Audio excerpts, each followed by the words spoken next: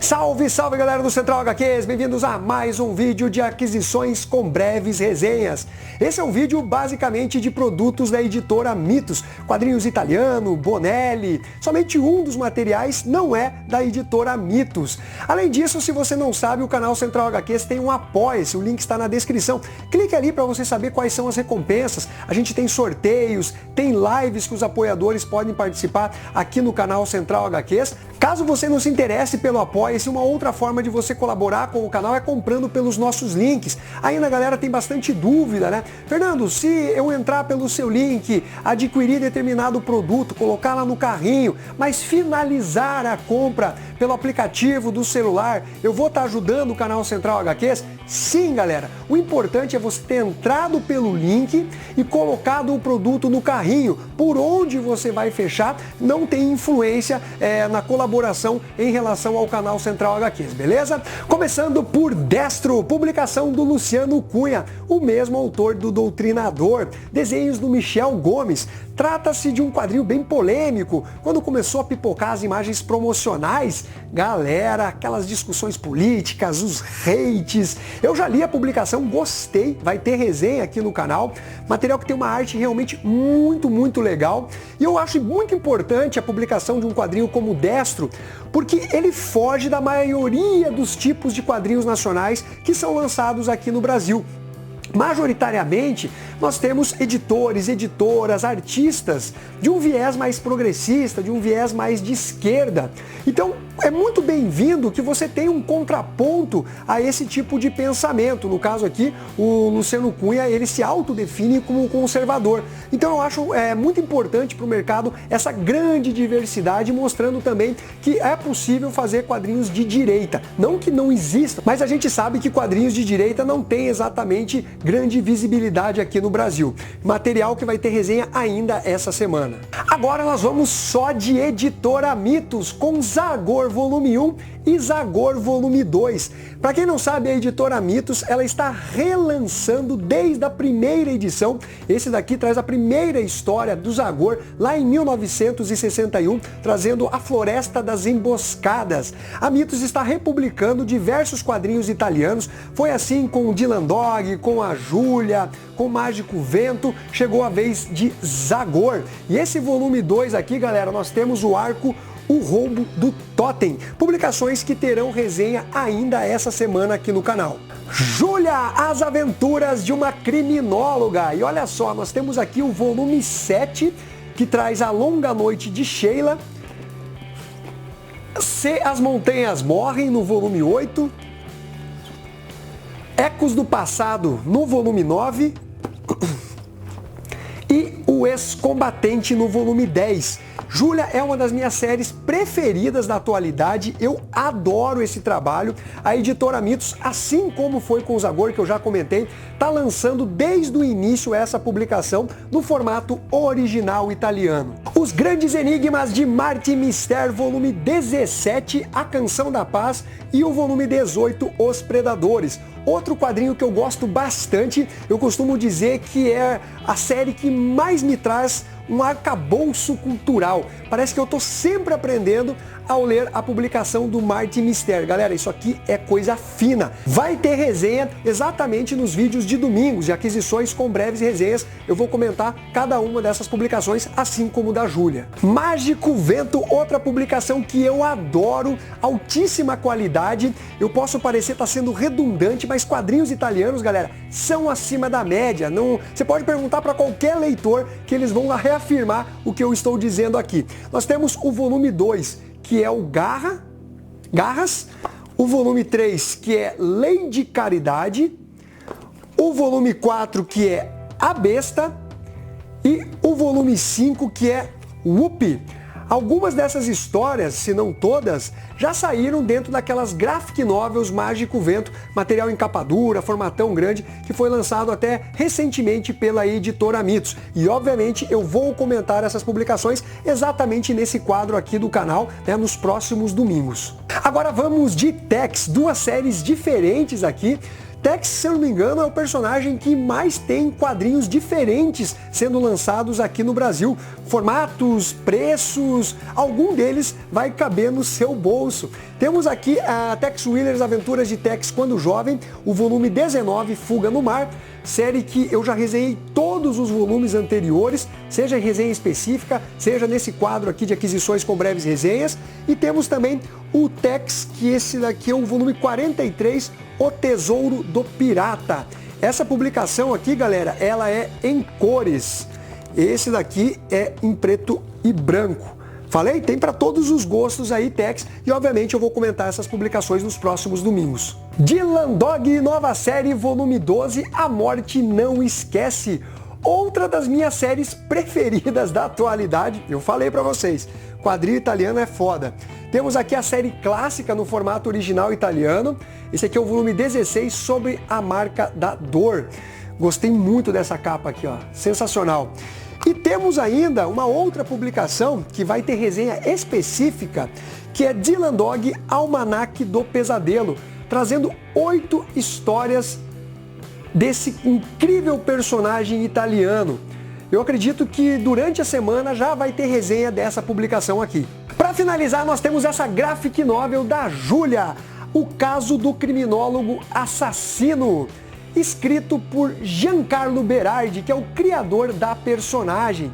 Material em capa dura, vocês viram que o formato é maior do que o original italiano. Publicação que vai ter resenha ainda essa semana. Já li e, galera, que história foda! Eu gosto desse lance criminal, de investigação, uma história realmente muito amarrada, só que os desenhos eu achei que ficou um pouquinho a desejar, mas vocês vão saber mais detalhes quando eu fizer a resenha dessa publicação. E agora nós vamos às breves resenhas. Começando por Mestres do Terror, edição 73, especial Múmia, quadrinho nacional de terror da Ink Blood Comics. Eu vou deixar o link na descrição para quem se interessar por essa publicação.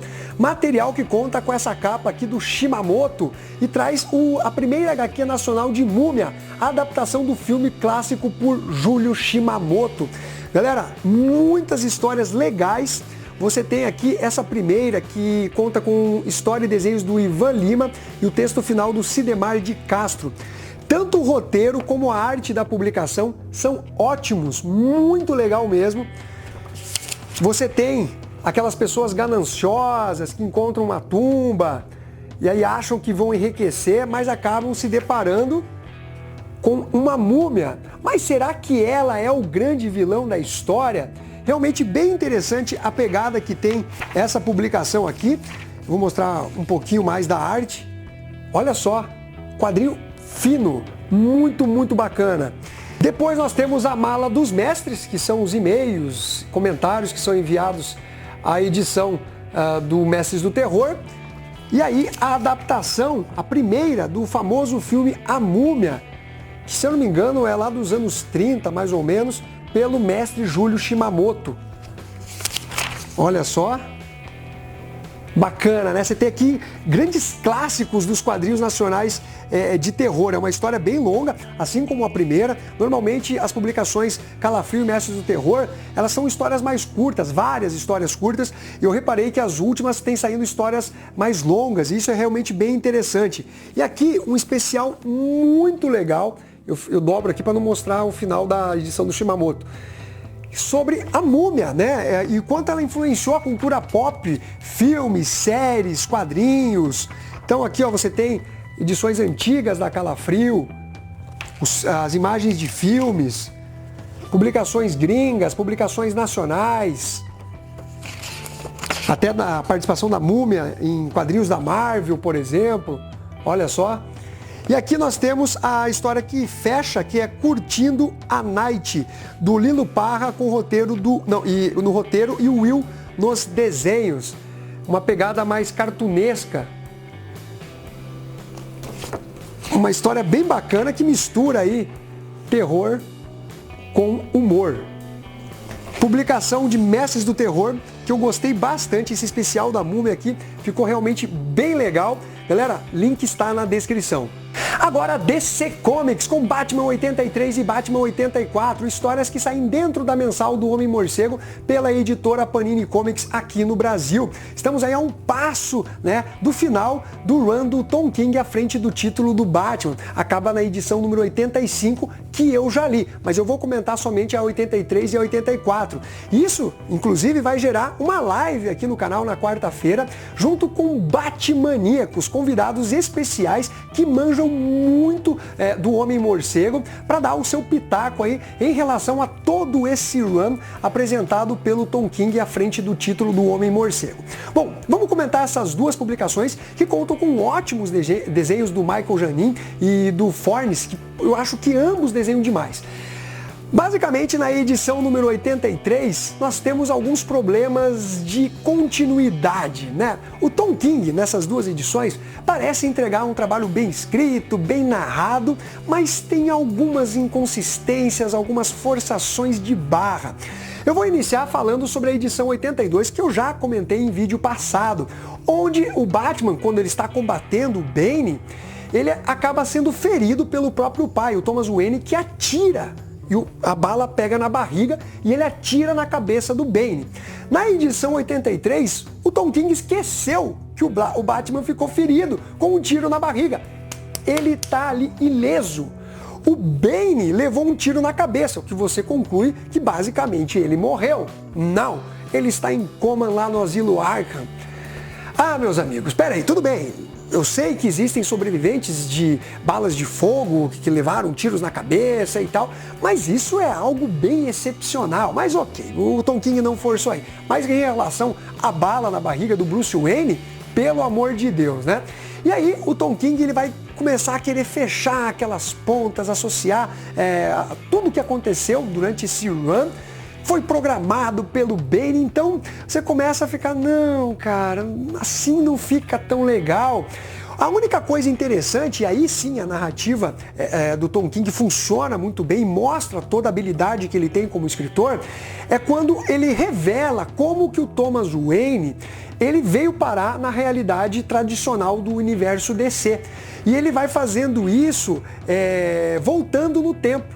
Então ele começa mostrando um determinado trecho que é ele permanecendo na Terra DC tradicional, depois recuando mais no tempo e vai recuando até a perda do filho, do Bruce Wayne, durante aquele assalto. Então realmente tem uma construção muito interessante por esse aspecto. Mas quando você pega o Tom King querendo justificar, né, todos os acontecimentos com base nos planos do Bane, realmente eles ficam muito forçados. Sem falar que a gente tem uma luta ali, novamente, né, entre o Batman e o Thomas Wayne, que mais uma vez ficou um pouco forçado, porque o Thomas Wayne não é um cara que desiste assim tão fácil. Não que ele tenha simplesmente falado, ah, tá bom, ganhou e eu vou embora.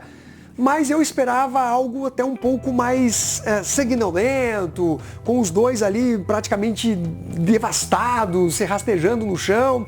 Mas de um modo geral, se você não quiser ficar unindo os pontos do passado e tal, a história ela flui bem, é o que eu costumo dizer. Ele te apresenta uma história que não é tão boa quanto aparenta no final das contas. Bom, eu pretendo comentar a última edição, a 85, exatamente na live que vai rolar na quarta-feira, junto com outros Batmaníacos, beleza? Agora, para finalizar, Superman edição número 16 e Action Comics número 1015, ambas escritas por Brian Michael Bendis, que anunciou a sua saída dos títulos do Superman para dezembro desse ano. A galera comemora. Eu acho que ninguém realmente gostou, né, dessa fase escrita pelo Brian Michael Bendis. Você pode ter achado legalzinho, mediano. O meu é mediano para baixo, né? Mas eu duvido que alguém falou, Bendis detonou, hein? Deixou a sua marca no Homem de Aço. Vai tarde, né? Superman número 16, nós temos o Jonathan Kent, agora procurando o Damian Wayne, né, que é o Robin. E o Damian olha, peraí, o que aconteceu com você? Afinal, o Bendis fez o Jonathan Kent perder a sua infância lá, a Greta, né? Ele viajou com o avô e tal, e acabou ficando muito tempo num determinado local, aprisionado. Então o tempo que ele passou no espaço foi diferente do tempo transcorrido no planeta Terra. E aí tem aquele lance da amizade, dos dois se reencontrarem, aquela marra do Damian Wayne. Um trabalho legal, bem escrito pelo Brian Michael Bendis em relação a essa amizade que os dois personagens têm, de certa forma refletindo um pouco também, né, do Clark Kent com o Bruce Wayne. Então é uma edição legal, gostosa de ler, mas nada mais do que isso. É uma visão que simplesmente quer fazer com que o Jonathan Kent volte, né, a atuar junto de outros personagens do universo DC. Aí nós chegamos em Action Comics número 1015, onde nós temos a aparição daquela personagem criada pelo Brian Michael Bendis, a Naomi. A Panini lançou o encadernado, eu resenhei. Ali sim o Brian Michael Bendis escreve uma história acima da média. É uma personagem carismática, personagem bacana, e ela vai procurar a ajuda do Homem de Aço. Ela é muito fã do Superman. E ele começa a conversar com ela sem precisar ter aquela batalha quando os dois heróis acabam se encontrando. Ele quer ajudar ela porque ela, imagina, tá totalmente perdida, descobriu que é uma alienígena, como o próprio Superman, que tem um vilão que pode vir para a Terra a qualquer tempo, ela não conhece exatamente as suas capacidades, os seus poderes. Aí o Superman chama o Batman e tem uma pegada legal dentro desse contexto, envolvendo a Naomi, tentando ali buscar a ajuda do Superman, que faz ela passar por alguns testes e convida ali membros da Liga da Justiça. Aí ele parte para um lado do Leviatã. E aí que o Bendis acaba até se perdendo um pouco com aquela personagem Nuvem Rubra que ele criou, que é uma vilã qualquer coisa, que não adiciona nada, sem graça. Então, quando o Bendis acerta, ele consegue ao mesmo tempo errar dentro da mesma publicação. Então, galera, basicamente é isso que nós temos em relação às breves resenhas. Espero que vocês tenham curtido esse vídeo. Não esqueça de conhecer o Apoia-se do canal Central HQs. E se você for fazer as suas comprinhas, faça aqui pelos nossos links. Isso é de grande ajuda. Beleza? Um abraço para vocês e fui!